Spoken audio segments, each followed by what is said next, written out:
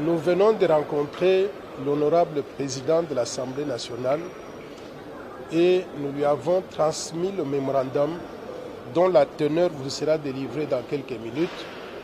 Et il a accusé réception et il nous a promis qu'il va transmettre fidèlement nos préoccupations aux honorables députés nationaux et que nos préoccupations seront prises en compte au niveau donc de l'Assemblée nationale. Donc grosso modo, c'est de cela qu'il s'agit. Alors, quelle est la teneur du message que nous lui avons donné? Je vais lire grosso modo, en résumé, ce qu'on lui a transmis comme message. On lui a dit, honorable président de l'Assemblée nationale, nous sommes la force du changement, FDC en cycle, un parti politique créé par arrêté du vice-premier ministre et ministre de l'Intérieur. Notre parti politique a comme vision de développement le plan Marshall pour la reconstruction et le développement de la RDC. Nous militons pour la bonne gouvernance, l'état de droit, la lutte contre les antivaleurs telles que la corruption, le détournement des fonds publics, la prédation des ressources minières. Nous luttons aussi pour la démocratie, le patriotisme, la défense de la souveraineté nationale et de l'intégrité territoriale, le libéralisme économique avec une dose raisonnable de l'interventionnisme étatique et le développement économique et social avec équité. Et nous avons expliqué que par développement économique et social avec équité, nous entendons un développement économique qui profite à tous les Congolais et à toutes les Congolaises sans exception. Pas simplement des histoires qu'on nous présente donc dans les chiffres du cadre macroéconomique, mais nous voulons que ce développement économique se traduise par l'amélioration du vécu quotidien de la population congolaise.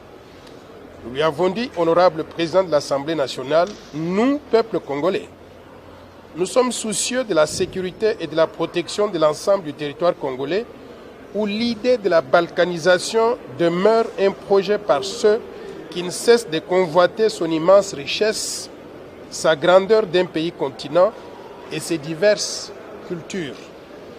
Nous sommes animés par le souci patriotique de voir la République démocratique du Congo rester dans ses frontières du 30 juin 1960, unie et indivisible. Nous demandons à l'Assemblée nationale d'aligner pour débat et vote la proposition de la loi Tchani à cette session de mars 2023. Cette loi protège le pays contre les infiltrations au sommet de l'État et dans certaines fonctions de souveraineté nationale. Nous informons la communauté tant nationale qu'internationale que nous sommes pour la paix, la souveraineté nationale, l'intégrité territoriale, l'unité nationale, la cohésion nationale et le développement économique et social avec équité. Nous sommes pour la coopération gagnant-gagnant avec tous les pays étrangers et toutes les institutions internationales, bilatérales et multilatérales, qui veulent sincèrement participer à nos efforts de développement pour le bénéfice de nos populations appauvries et clochardisées depuis des décennies. Nous demandons aux pays étrangers et leurs groupes de lobbyistes de ne pas s'immiscer dans les affaires intérieures de la République démocratique du Congo en cherchant à nous imposer des dirigeants qui seraient à leur solde et qui travailleraient contre les intérêts supérieurs du peuple congolais. Nous disons non au tribalisme, au racisme, à la xénophobie et à la balkanisation planifiée de notre pays. Pour terminer, nous invitons les honorables députés nationaux et les sénateurs à prendre leurs responsabilités en tant que représentants légitimes du peuple congolais pour sauver le pays contre ces infiltrations. Nous demandons que nous puissions nous mobiliser tous pour défendre la terre de nos ancêtres en protégeant la souveraineté nationale et l'intégrité territoriale de la République démocratique du Congo.